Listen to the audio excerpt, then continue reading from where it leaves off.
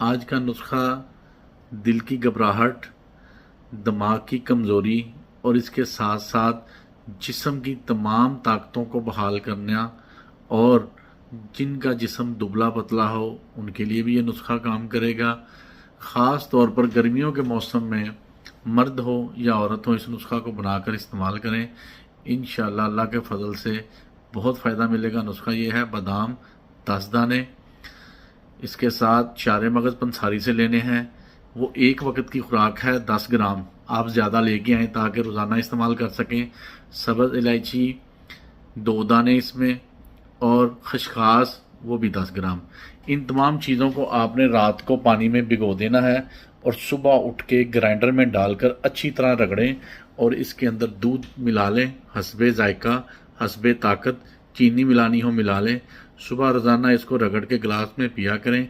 इंशाअल्लाह